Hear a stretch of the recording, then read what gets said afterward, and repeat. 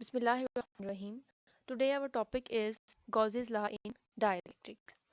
The Gauss's law in dielectrics states that the electric flux integral E dot dA is equal 1 over kappa E epsilon naught times the total charge enclosed by the surface.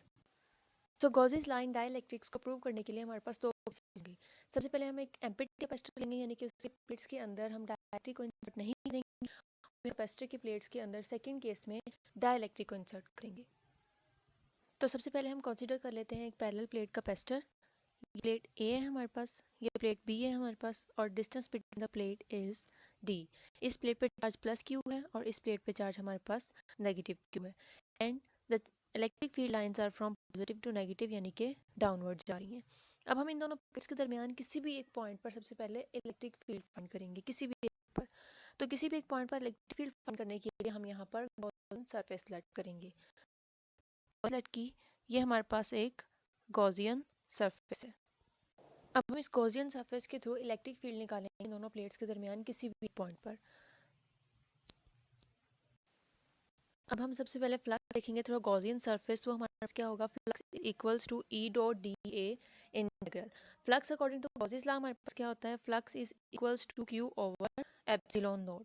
अब हम इन दोनों equations को equate कर लेंगे. हमारे पास final equation क्या बनेगी, E dot D A is equals to q over epsilon naught.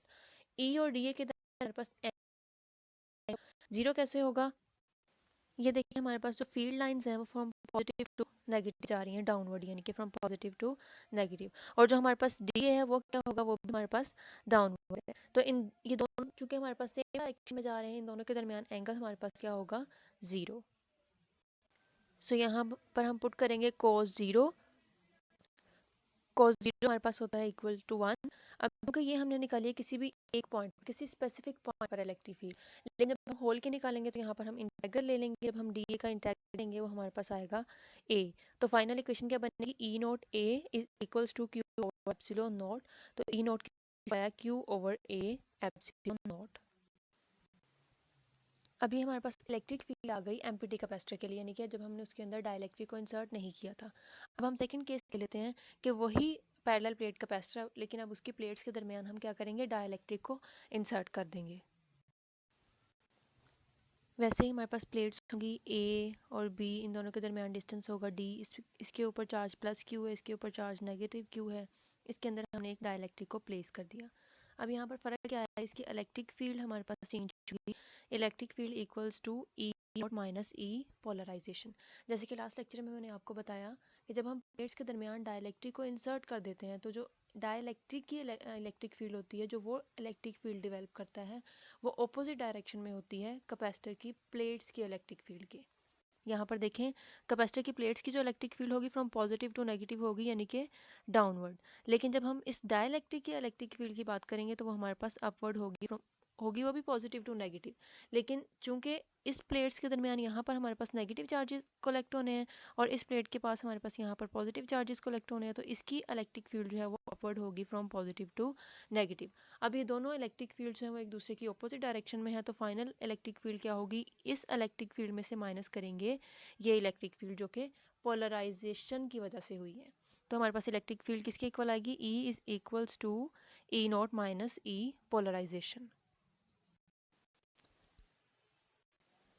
अब हम इसकी प्लेट्स के अंदर किसी भी एक पॉइंट पर इलेक्ट्रिक फील्ड फाइंड करेंगे. जैसे हमने पहले फाइंड किया ना एम्प्टी कैपेसिटर के लिए, किसी भी एक पॉइंट पर हमने इलेक्ट्रिक फील्ड फाइंड की.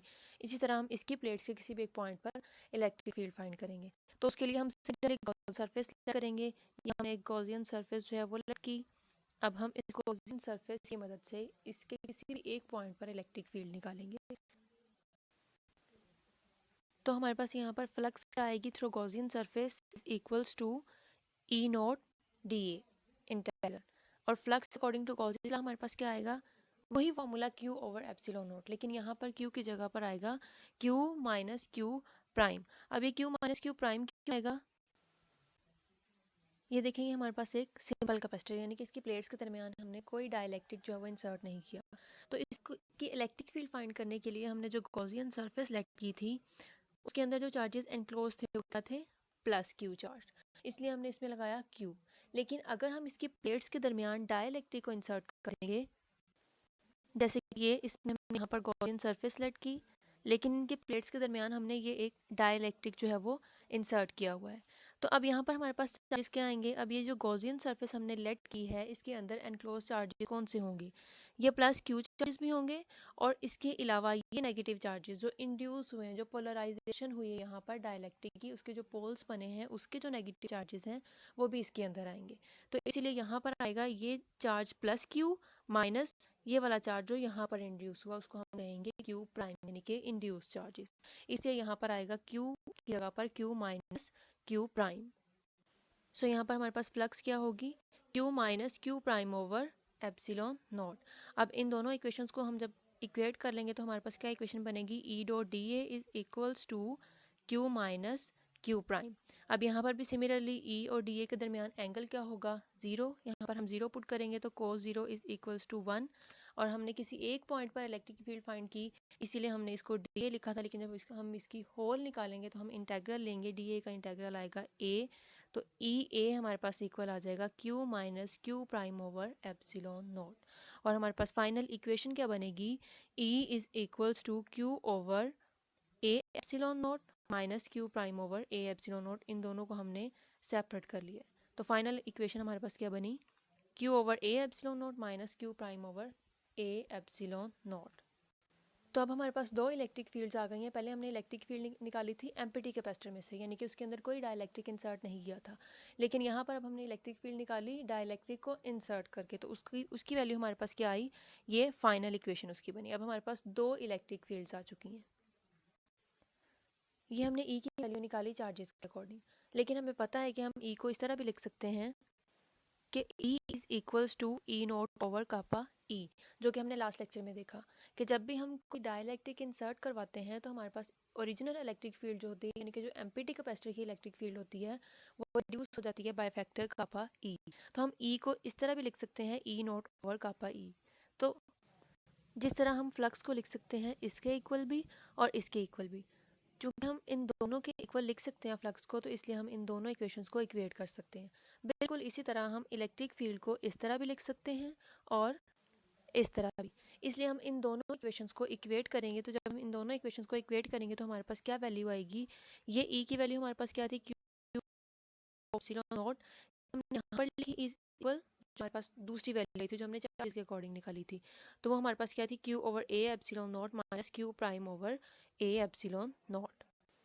तो यहाँ पर हमारे पास ए एप्सिलॉन नॉट जो है वो दोनों साइड से कैंसिल हो रहा है, तो इसलिए हमारे पास फाइनल इक्वेशन क्या बनेगी, Q prime is equals to 1 minus 1 over kappa E into Q. ये हमारे पास बनी फाइनल इक्वेशन।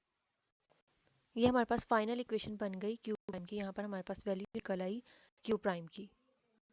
अब जिस तरह हमने सिंपल कैपेसिटर में, यानी कि वो कैपेसिटर जिसमें हमने डाइलेक्ट्रिक को इंसर्ट नहीं किया था, उसमें हमने जब दो फ्लक्स ली थी उनको इक्वेट कर लिया था और हमारे पास एक फाइनल इक्वेशन बन गई थी ई की, तो हमें किसी भी चीज़ की वैल्यू पुट करने की ज़रूरत नहीं थी उसमें। लेकिन चूंकि यहाँ पर हमारे पास क्यू प्राइम एक न्यू टर्म आ रही है, इसलिए हमें थोड़ा सा फर्दर सॉल्व करना पड़ा क्यू प्राइम की वैल्यू निकालने के लिए। तो अब हमने जो क्यू प्राइम की वैल्यू निकाली है वो हम इस इक्वेशन में पुट कर देंगे, तो ये हमारे पास एक फाइनल इलेक्ट्रिक फील्ड की वैल्यू आ जाएगी। तो ये हमने इलेक्ट्रिक फील्ड की वैल्यू पहले ही निकाल ली थी, क्यू प्राइम की वैल्यू नहीं थी हमारे पास, वो भी अब हमने निकाली, इस इक्वेशन में पुट करेंगे तो हमारे पास क्या वैल्यू आएगी, अब एप्सिलॉन नॉट जो है वो दूसरी साइड पे जाके मल्टीप्लाई हो जाएगा, क्यू को हमने वैसे ही रखा, माइनस क्यू प्राइम की हमारे पास क्या वैल्यू निकली थी, 1 minus 1 over kappa E multiply by Q. यहाँ पर हमने क्यू प्राइम की वैल्यू पुट कर दी। अब हमारे पास क्या आएगा, क्यू माइनस क्यू को हमने अंदर मल्टीप्लाई करवा दिया, Q plus Q over kappa ई। अब ये क्यू इस क्यू से कैंसिल आउट हो रहा है। अब हमारे पास E dot D A final equation क्या आएगी, 1 over kappa E epsilon naught times q. So यही स्टेटमेंट है जो हमें रिक्वायर्ड थी कि E dot D A equal होता है 1 over kappa E epsilon naught times the total charge enclosed by the surface. तो सबसे पहले हमने क्या निकाला, इलेक्ट्रिक फील्ड निकाली सिंपल कैपेसिटर में से, फिर हमने डाइलेक्ट्रिक को इंसर्ट किया और उसमें से इलेक्ट्रिक फील्ड निकाली, और उसमें से जो इलेक्ट्रिक फील्ड निकलेगी वो हमारे पास फाइनल इक्वेशन होगी, फाइनल रिजल्ट होगा हमारे पास statement of Gauss's law in dielectrics. This is the end of lecture. Thanks for watching.